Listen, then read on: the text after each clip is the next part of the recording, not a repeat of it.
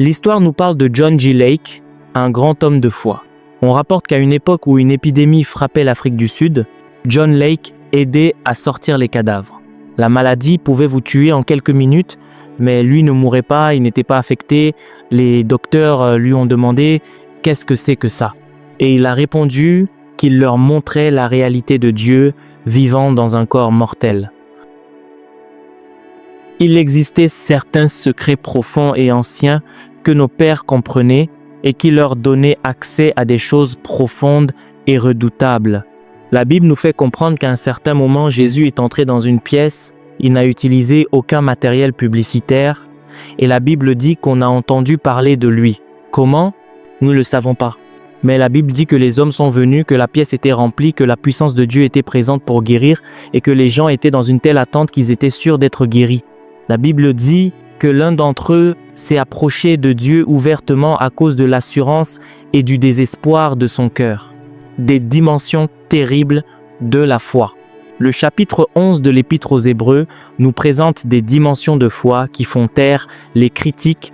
La Bible parle de femmes qui ont vu leur mort revenir à la vie, d'hommes qui ont fermé la gueule des lions, de grands hommes qui ont subjugué des royaumes et conquis des territoires. Il y avait des secrets anciens que nos pères détenaient, un sentier et une direction dans lesquels ils marchaient. Beaucoup de choses dont nous discutons aujourd'hui n'étaient pas débattues par les hommes d'autrefois. Par exemple, ils n'avaient jamais de conversation pour essayer de peaufiner leur capacité à entendre Dieu, c'était naturel, par défaut. Aujourd'hui, nous enseignons et organisons des conférences pour aiguiser notre perception, mais le moindre d'entre eux marchait dans des sphères de précision absolue. Alléluia. Je crois fermement que dans l'histoire et l'activité de la religion, nous avons perdu certaines parties de ce dans quoi les grands hommes et les généraux de la foi marchaient. Les exploits des généraux de la foi. J'ai étudié certains grands hommes de ce pays, comme l'archevêque Benson Idahosa, de mémoire bénie, et les exploits terribles dans l'esprit que cet homme a accompli. Ils interagissaient avec les anges. Nous parlons de grands hommes comme l'apôtre Ayodele Babalola, des hommes qui ont fait des choses redoutables.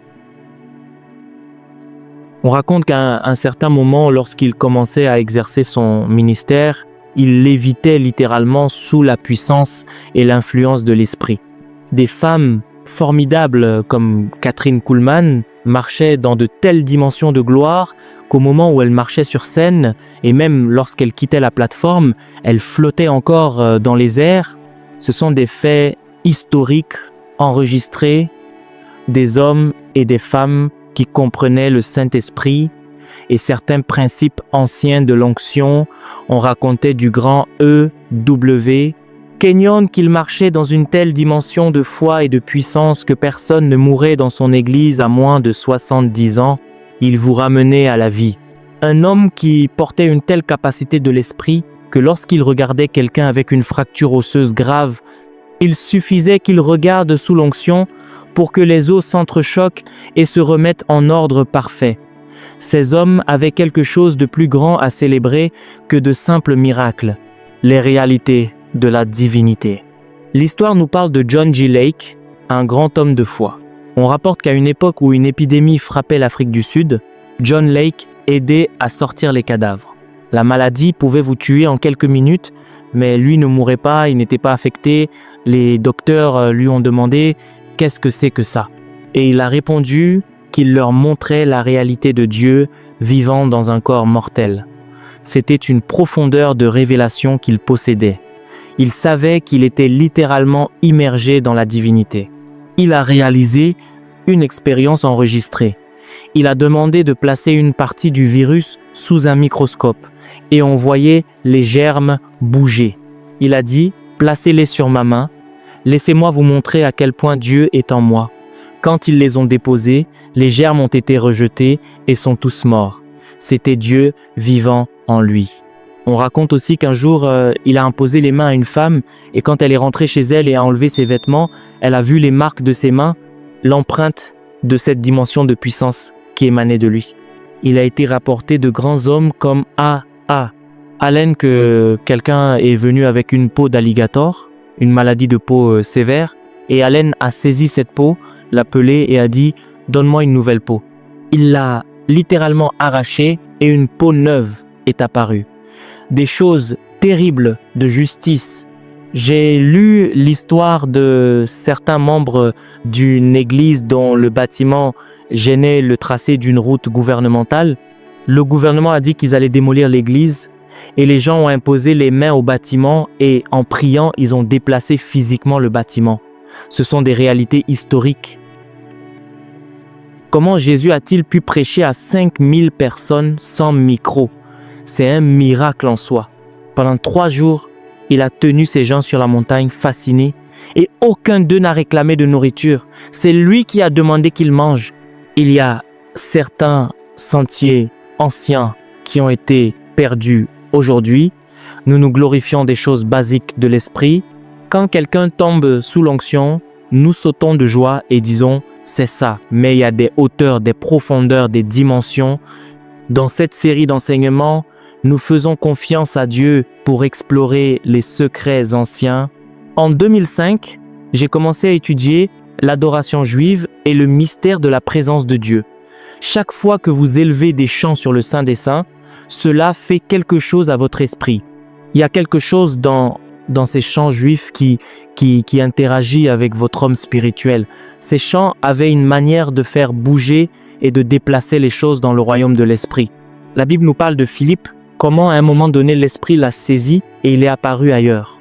Il y a des hommes comme Joshua Mills qui se trouvaient dans un ascenseur et s'est soudainement retrouvé corporellement dans une rue en Chine. Il a exercé son ministère et est revenu dans sa chambre.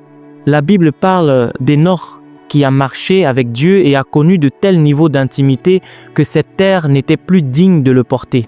Élie connaissait exactement le point de sortie entre le ciel et la terre.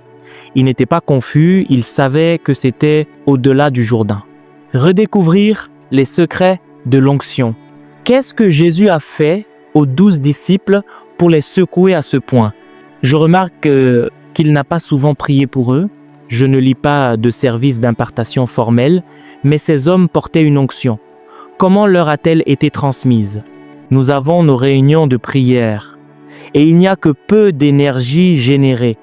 Nous devons accepter qu'il nous manque quelque chose. Joshua s'est tenu devant une ville et a ordonné au soleil de s'arrêter. Nous avons besoin d'hommes qui prendront en charge des territoires. Les apôtres n'avaient pas besoin de longtemps. Ils entraient dans une ville avec certains secrets, savaient sur quel bouton spirituel appuyer et des nations entières étaient immobilisées par leur compréhension. Père, nous acceptons qu'il y ait plus. Nous te remercions pour ce que tu as fait. Nous avons guéri les malades, chassé les démons, mais nous ne resterons pas à ce niveau. Il faut plus que ce que nous avons maintenant pour toucher le monde. Enseigne-nous, grand Rabbi. Aujourd'hui, je veux parler de l'onction. C'est l'un des secrets anciens. La Bible nous dit dans les Actes, chapitre 10, verset 38, « Comment Dieu a oint du Saint-Esprit et de force Jésus de Nazareth, qui allait de lieu en lieu faisant du bien et guérissant tous ceux qui étaient sous l'empire du diable, car Dieu était avec lui. » Il y a quelque chose à propos de l'onction que les saints d'autrefois comprenaient. Pour beaucoup d'entre nous, l'onction n'est qu'une petite goutte d'huile sur la tête ou une manifestation qui vous projette au sol. Mais ce soir, je crois que par l'Esprit de Dieu, il nous aidera à comprendre très rapidement ce qu'est réellement l'onction. Le mot hébreu utilisé pour l'onction signifie oindre d'huile, frotter un homme, l'enduire d'huile. C'était principalement un mécanisme donné à l'époque de Moïse lors de la construction du tabernacle pour consacrer les prêtres qui serviraient devant Dieu afin de leur transmettre la capacité divine et l'énergie de Dieu. Ainsi, l'onction est simplement l'énergie de Dieu, l'autonomisation surnaturelle. L'onction est l'habilitation de Dieu sur un homme, pas n'importe quel homme, sur un croyant. C'est la capacité surnaturelle de Dieu sur votre esprit. L'onction est la certification de Dieu sur un homme. Son autorisation, c'est la capacité d'accomplir. Alléluia. En physique, nous définissons la puissance comme le travail effectué par unité de temps ou l'énergie dépensée par unité de temps. C'est la définition exacte de l'onction. L'onction n'est pas synonyme de puissance. Nous mystifions toutes sortes de choses à cause de nos théories, mais la parole de Dieu est claire, basique et simple. De l'Ancien au Nouveau Testament, nous voyons que l'onction de l'Esprit est l'habilitation divine venant sur des hommes ordinaires. Dans l'Exode, au chapitre 31, Dieu dit « J'ai oint Betsalel ».